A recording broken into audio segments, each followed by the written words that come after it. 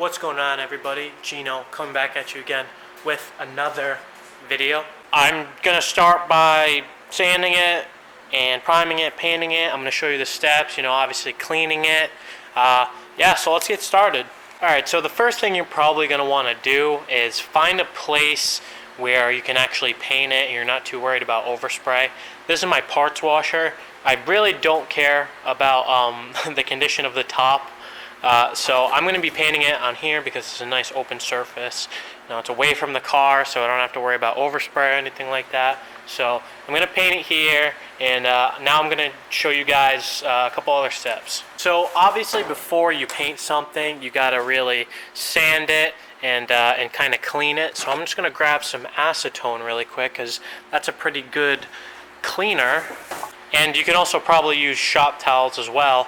When using acetone, always try and wear like thick rubber gloves or or something, because this could really hurt your skin. Sometimes you have a lot of like oil buildup and grime on your valve cover, especially in these cracks right here. If you have that, then I recommend getting a fine wire brush like this. It doesn't have to be super aggressive, especially if your valve cover is aluminum. It can kind of be like this, not as coarse material, and it can like really scrub and get inside the inner parts of your valve cover over there, like around the edges and stuff like that, and really just clean it up. Mine's already cleaned up. I went over it already. I'm gonna go over it one more time with acetone, and I'm gonna sand it down, go over it again with acetone, and yeah, so let me show you guys how to do that. Now, depending on the type of finish that you want, you can use multiple types of grits. I'm going to be using 600 grit and then moving to 800 grit. The more coarse it is, the more the paint and the primer has something to kind of grab onto. Sometimes you don't really even need to sand it like that much, or even sand it at all in some cases, because sometimes you get primers like this, which are self-etching and kind of etch itself into the material. So it really just sticks on there and does a really good job. Or, depending if you have like a steel valve cover or something like that, you have a like a metal one that sticks to old metal or something like that. So the colors I'm going to be using are not this black one. This black one is for something else. I'm going to be using this primer, this gold, and then I'm going to finish it up with a clear coat. So I'm going to start with the 600 grit and then work my way up to 800.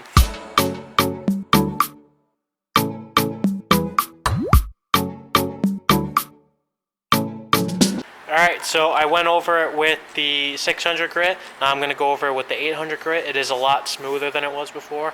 Let's get it a little bit smoother than that, and then we're going to clean it up with some acetone. Alright, now it is nice and clean.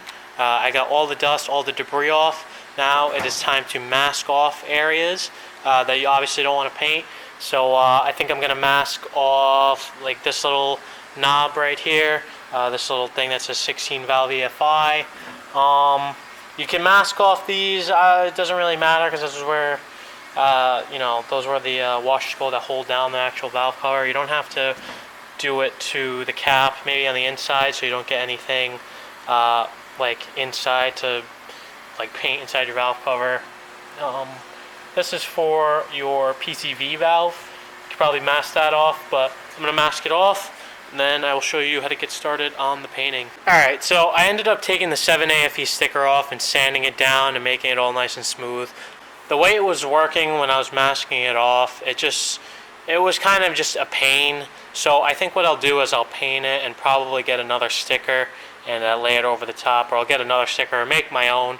But I think it would just be easier that way and be better, and I think it would look better because eventually this engine isn't going to be a 16 valve, wink wink to any of you guys who might actually know what that means. So yeah, this is actually a piece of chipped metal right here, so I tried sanding that down but couldn't really get it down. But yeah, so now I'm just going to use my self-etching primer from Rust-Oleum and spray it down, give it its first coat, and show you guys what to do after.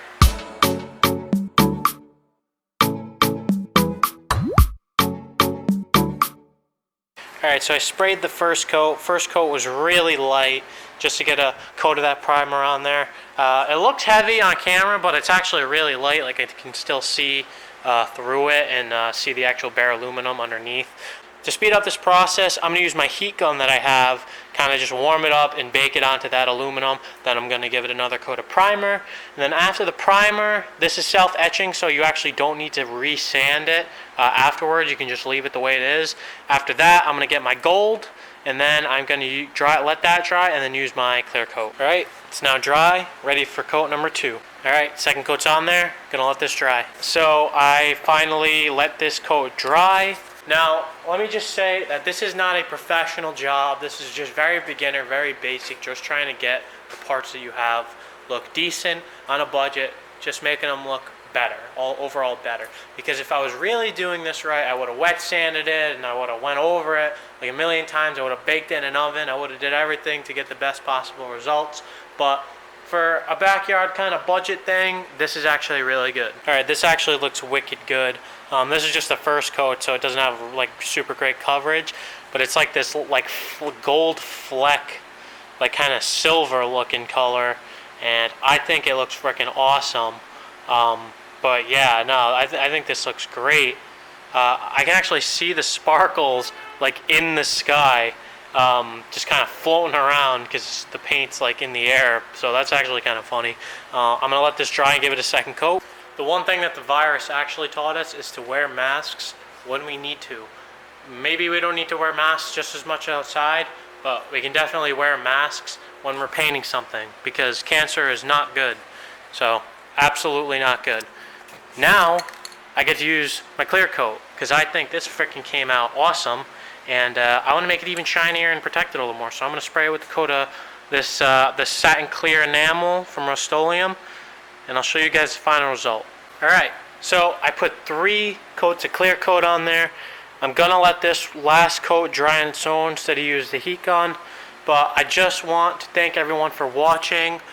Really appreciate it. This is, like I said before, just a beginner thing, but I think it came out really good. I'm almost done with my engine. As you can see, I cleaned the head surface. I just gotta clean up a little bit more, make it a little bit more smooth. And I painted the block just matte black. I tried cleaning up as much of the parts as much as possible. I got all these parts back in here. I got the oil pump and the girdle and the oil pan on. Pretty much the bottom end of the motor is complete. I just need to focus on the top end. I do need a new camshaft, like I said before in my previous videos, but for now I just wanted to paint that valve cover. I had some time. And I thought, hey, what's a better time to do it than now? I probably will be doing more videos like that with some other parts in my Celica's engine bay that are sitting right over there. But yeah, for now, this valve cover, I think it came out really good for what it was. Kind of just a cheap little thing. Let me see if I can take this off without wrecking the paint. There you go. Still very wet, so put it down. I'll get that one off when it's fully dried, but yeah, that came out really good. I'll probably get another thing that says 7AFE, or I'll make my own kind of sticker or something like that, but for now, I'm really happy with that.